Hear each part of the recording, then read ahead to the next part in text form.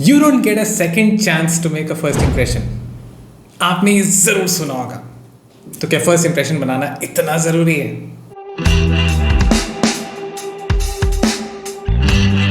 तो आज मैं आपसे कुछ ऐसी आदतों के बारे में बात करने वाला हूँ, कुछ ऐसी हैबिट्स हम डिस्कस करेंगे जो आपको प्रोफेशनल लाइफ में बहुत मदद कर सकती है। तो बिल्कुल दिल से बात करूँगा और स्टार्ट करते हैं।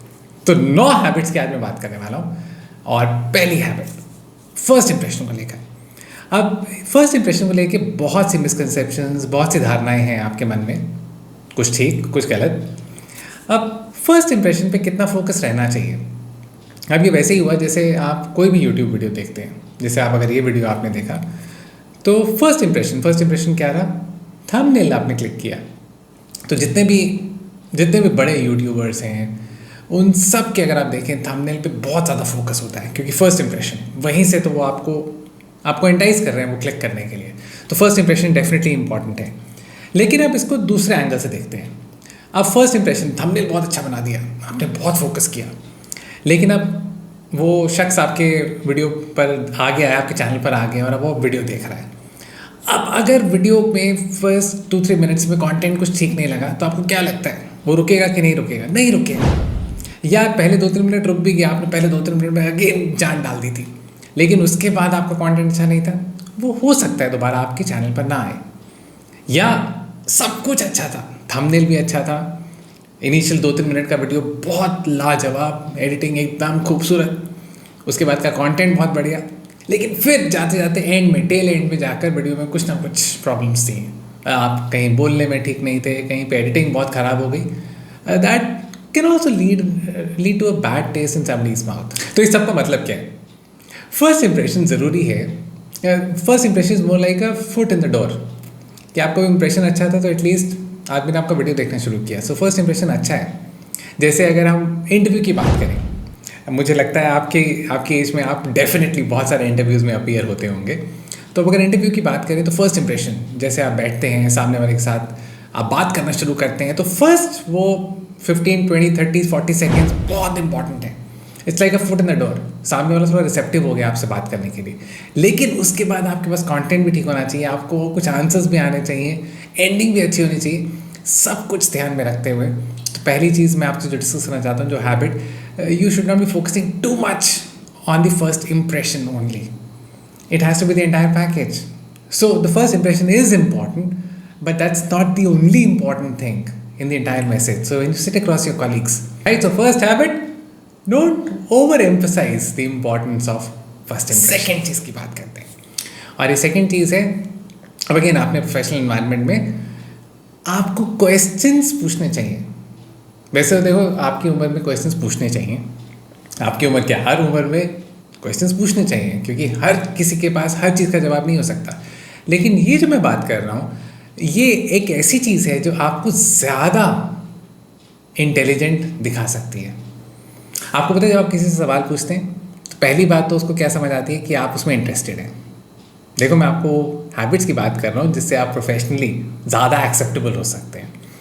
तो पहली चीज़, उसको लगता है कि आप इंटरेस्टेड हैं उसकी बात में, क्योंकि आपने एक सवाल पूछा। नहीं तो नॉर्मली कौन सवाल पूछते हैं? सेकंड चीज़, अगर सवाल आपका अच्छा था तो आपकी इंटेलिजेंस पे भी एक वो रिफ्लेक्शन है। और तीसरी चीज़ जो शायद आपने भी नहीं सोची होगी, ज़्यादातर लोग ना हमेशा कोशिश कर रहे होते हैं बात करने की। मीन्स जो बात कर रहा है वो तो कर ही रहा है, लेकिन जो बैठ के सुन भी रहा है ना, उसका भी बस कहीं ना कहीं मन में चल रहा होता है, इसकी बात खत्म हो उसके बाद मैं बात करना शुरू करूँ। सडनली आपने कोई क्वेश्चन पूछा, इसका मतलब आपने उस स्पीकर को और मौका दिया बात करने का। अब हर आदमी अपनी बात ही तो करना चाह रहा है, तो आपने उसको मौका दिया और बात करने का, and that person feels good about it. तो मैंने आपको 3 बेनिफिट्स बताए क्वेश्चन पूछने के। या you seem interested, you seem intelligent, and psychologically you've given more time to the other person to speak. I mean, the other person really feels good about it. So दूसरी आदत जो मैंने आपको बताई, क्वेश्चंस पूछने चाहिए। तीसरी आदत जो प्रोफेशनली आपको बहुत हेल्प कर सकती है, और वो है आई कांटेक्ट बनाने की। जैसे मैं इस समय आपसे बात कर रहा हूँ, मैं आपसे ही बात कर रहा हूँ, बिल्कुल आपकी आंखों में आंखें डालकर आई कांटेक्ट। अब ये देखो, आंखों में आंखें डालकर ये थोड़ा ऑपोजिट जेंडर्स में थोड़ा टर्म्स एंड कंडीशंस अप्लाई के साथ बात कर रहे हैं, लेकिन जनरली चलिए प्रोफेशनल एनवायरनमेंट में बात कर रहा हूँ। एक राइट आई कांटेक्ट, जब आप किसी से बात करते हैं और आप एक्चुअली उसकी आंखों में देख कर बात करते हैं, तो उसका एक इम्पैक्ट क्रिएट होता है।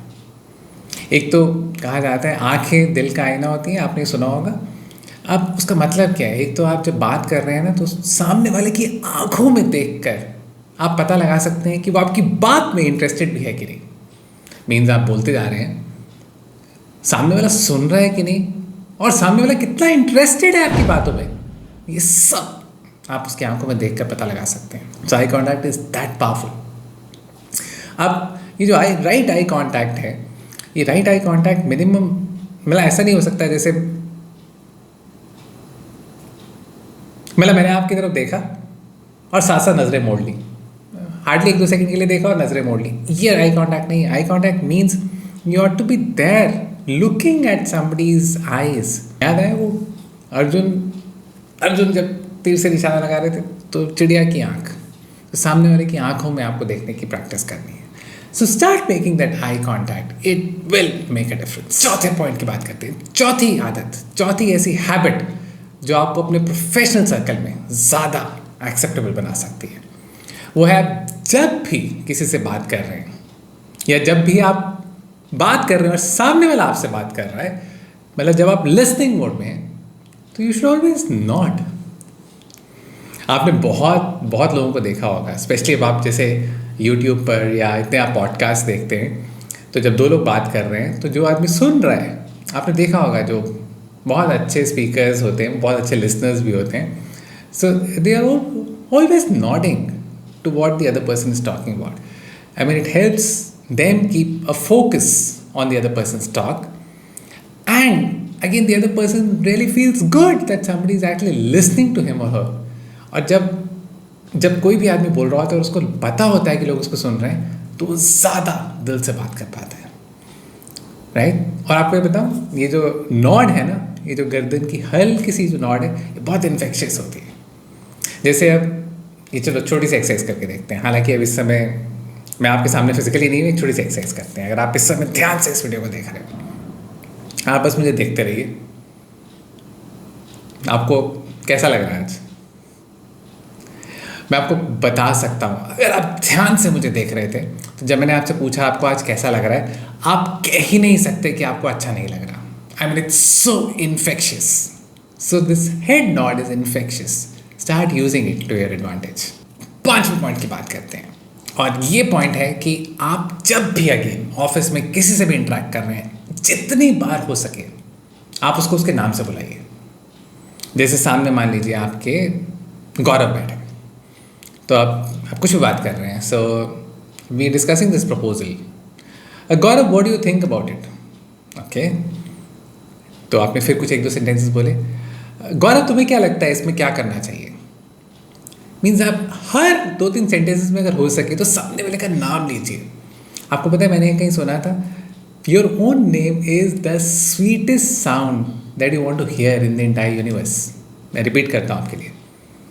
माई name is the sweetest sound in the entire universe to me, and so is yours. आपका नाम आपके लिए इस पूरे यूनिवर्स में सबसे मीठी धुन है. हर आदमी के लिए उसका नाम बहुत इंपॉर्टेंट है.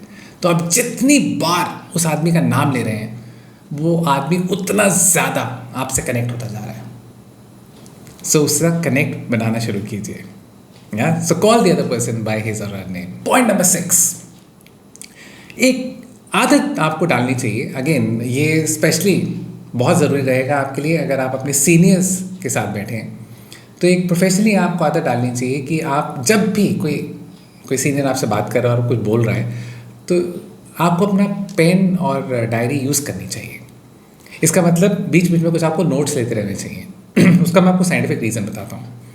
अब जैसे अगर आप ये वीडियो देख रहे हैं और अगर आप एक नॉर्मल पेस पे देख रहे हैं, नॉर्मल पेस मतलब इसके स्टैंडर्ड नॉर्मल पेस पर अगर आप देख रहे हैं, तो बीच बीच में आप कहीं ना कहीं इसको मिस करेंगे. मिस मतलब देखो, आपके ना माइंड की बहुत ज़्यादा कैपेसिटी है. मीन्स वो बहुत ज़्यादा वर्ड्स एब्जॉर्ब कर सकता है। मैं उतने तेज बोल नहीं सकता, लेकिन आपका माइंड ज़्यादा वर्ड्स एब्जॉर्ब कर सकता है। तो अगर आप ये सेम वीडियो 1.25x या 1.5x पे भी सुनेंगे तो आप बहुत ईजिली सब कुछ कॉम्प्रिहेंड कर पाएंगे। तो इसका मतलब क्या है? इसका मतलब आप जैसे वीडियो को थोड़ा फास्ट प्ले करना शुरू करते हैं, सडनली आपके माइंड को ज़्यादा फोकस्ड रहना पड़ता है सारा कुछ ग्रास्प करने के लिए। तो अब जब सामने वाला बात कर रहा है, फिजिकली आप लोग आमने सामने बैठे हैं, तब तो उसको कह नहीं सकते कि भाई डबल स्पीड में या 1/2 टाइम स्पीड पर बात करो, वो तो हो नहीं सकता ना। तो उस समय अपने माइंड को ज़्यादा फोकस रखने के लिए आपको कुछ ना कुछ बीच में नोट्स लेने चाहिए। इससे आपका माइंड फोकस्ड रहेगा, आप ज़्यादा अटेंटिव रहेंगे, और अगर आप अच्छे लिसनर रहेंगे तो उसके साथ स्पीकर के साथ ज़्यादा अच्छा कनेक्ट बना पाएंगे। आपको पता है, अगर आप अपने सीनियर्स के साथ बैठे हैं, सीनियर्स का अगर आप कुछ सुन रहे हैं, सीनियर्स आपको एड्रेस कर रहे हैं, तो ये आदत आपको बहुत आगे लेके जा सकती है। 7वीं आदत, 7th habit, and this is around your dressing. अब देखो, मुझे पता है आप लोग सब वो कूल जनरेशन वाले हो। Doesn't make a difference to you as to what kind of clothes you wearing, कितने फटे हुए पहने हुए हैं। मतलब मुझे पता है थोड़े से ज़्यादा फटे हुए कपड़े ज़्यादा महंगे आते हैं आजकल, लेकिन ड्रेस स्मार्टली। अब देखो, ये स्मार्टली का ना कोई वैसे स्मार्टली होता क्या है, बड़ा मुश्किल है क्या ना। मुझे ख्याल आता है कि ऐसा इंसिडेंस, एक पार्टी में इनविटेशन आया और उसके ऊपर कार्ड पे लिखा हुआ था स्मार्ट कैजुअल्स। अब स्मार्ट कैजुअल्स बस 2 वर्ड्स लिखे हुए थे। अब हर किसी को स्मार्ट कैजुअल्स की इंटरप्रिटेशन अलग अलग थी। कोई आदमी शॉर्ट्स पहन के चला गया, कोई आदमी जीन्स पहन के चला गया, कोई आदमी ट्राउजर्स पहन के चला गया, जो जिसको ठीक लगा वो पहन के चला गया। बट ऐसे things should not be open to interpretation per se. तो ड्रेस स्मार्टली का मतलब है आप जिस ओकेशन के हिसाब से आप वहाँ जाने वाले हैं, उस ओकेशन के हिसाब से अगर आप राइट ड्रेसअप करेंगे तो you will never be out of place. Means अगर आप ऑफिस में जा रहे हैं और अगर आपने जीन्स या ट्राउज़र पहनी हुई, you will never be out of place. So similarly, if you're going to an official meeting and if you're wearing a trouser, you will never be out of place. So dress smartly, dress to the occasion. Very important. It's going to take you places. Number 8 की बात करते हैं, और ये है सामने वाले को अपनी डिस्कशन में इन्वॉल्व करना। देखो, प्रोफेशनली क्या होता है, प्रोफेशनली छोड़ो, पर्सनली हर आदमी की अपनी एक ईगो होती है। आपकी एक ईगो है, मेरी भी एक ईगो है। अब इन्वॉल्व जब हम करते हैं तो एक तरह से आप कहीं ना कहीं उसकी ईगो का भी ध्यान रख रहे हैं। अब हम ग्रुप में बैठे हैं, ग्रुप में बैठ के बात कर रहे हैं, तो सडनली आपने कहा गौरव, मैं आपका भी इनपुट चाहता हूँ। तो मान लीजिए कोई आइडिया, कोई आप एक सोल्यूशन की तरफ काम कर रहे हैं। सडनली जैसे आपने कहा गौरव, मैं आपका भी आइडिया चाहता हूँ, तो गौरव सडनली फील्स मोर इम्पॉर्टेंट। अब अगर उस पूरे आइडिया में गौरव की भी थोड़ी सी कॉन्ट्रीब्यूशन है तो गौरव होल हार्टेडली उस आइडिया को सपोर्ट करेगा कि नहीं? Yes. This is how you take people together. So start involving people in those discussions, और जहाँ तक हो सके उनके छोटे छोटे contributions को incorporate कीजिए अपने बड़े आइडिया में, और इससे आपके बड़े आइडिया को एक बहुत बड़ा मोमेंटम मिलेगा। You will become more acceptable in your professional world. Point number 9, yeah. और अब आप सोच रहे होंगे विकास, पता है, मतलब जो भी तुमने बताया ज़्यादातर चीज़ें मुझे पता थी। तो देखो दोस्त, ये जो डायलॉग है ना, पता है बस, मुझे सब कुछ पता है, किसी के सामने ऐसा नहीं बोलना ऑफिस में। आज के टाइम में ज़्यादातर चीज़ें लोगों को पता होंगी, हाँ, बट जब आप डिस्कशन कर रहे हैं हो सकता है उसमें से 1-2 चीज़ें हैं जो नहीं हो, बाकी 10 में से 8 चीज़ें पता होंगी सामने वाले को। You know how do you do it professionally? जब आप किसी के सामने बैठे हैं और कोई ऐसी चीज़ है जो आपको ऑलरेडी पता है, उसको इंटरप्ट मत कीजिए, क्योंकि वो आदमी एक फ्लो में है। अगर आप उसको इंटरप्ट कर रहे हैं, अगेन कहीं ना कहीं वो ईगो क्लैश आने का चांस बहुत है। तो जब वो आदमी बात कर रहा है, पेशेंटली उसकी बात को सुनिए। एंड में एक हल्की सी स्माइल से एक्नॉलेज कीजिए। वो आपकी हल्की सी स्माइल एंड में जो एक्नॉलेजमेंट वाली है वो बता देगी उसको कि आपको ये पता था, but you know that person will not feel hurt, and moreover he is going to be in his momentum, because if there are 5 more people in the room, it may have been possible that 3 people were not aware of what he was talking about. But अगर आप पहले ही उसको टोकना शुरू कर देते कि हाँ मुझे पता है, एक तो आपकी वो एरोगेंस दिखाता है, मीन्स सारे लोगों के सामने वो एक एरोगेंस दिखाता है कि भाई इसको कुछ पता हो ना पता हो, इसने ज़रूर बोलना होता है, मुझे पता है। और सेकेंडली आप उसका मोमेंटम तोड़ देते हैं, मतलब कहीं ना कहीं उसका भी ईगो हर्ट करते हैं। तो इसलिए ninth and most important point, पता है करके बीच में किसी को डिस्टर्ब नहीं करना. Don't be arrogant and don't break somebody else's momentum when the other person is talking. So ये मैं आपसे आज कुछ 9 चीज़ों के बारे में बात की, बहुत चीज़ों के बारे में बात की. सामने वाले को नाम लेके बुलाना है, नॉट करना है, या कितनी चीज़ों के बारे में मैंने आपसे बात की. अच्छा, अब मुझे पता है कि आपको इन ज़्यादातर चीज़ों के बारे में पता था, राइट? लेकिन आज मेरा सिर्फ एंडेवर यही था कि मैं आपको दोबारा से एक रिमाइंडर दे सकूं. फर्स्ट इंप्रेशन आपको पता था इंपॉर्टेंट है, लेकिन मैं आपको सिर्फ रिमाइंडर दिया कि फर्स्ट इंप्रेशन बहुत ज़्यादा ओवर एम्फसाइज मत कीजिए, क्योंकि सारा कंटेंट इंपॉर्टेंट है. तो मैंने बहुत चीज़ों के बारे में आपको सिर्फ दोबारा से रिमाइंडर्स दिए हैं. तो मैं उम्मीद करता हूँ इनमें से कुछ चीज़ें आपकी प्रोफेशनल लाइफ में आपको हेल्प करने वाली हैं. अगर आपको ये वीडियो अच्छा लगा तो अपने फ्रेंड्स के साथ शेयर ज़रूर कीजिए. That's all for today. आज के लिए इतना ही. This is Vikas Bansal signing of.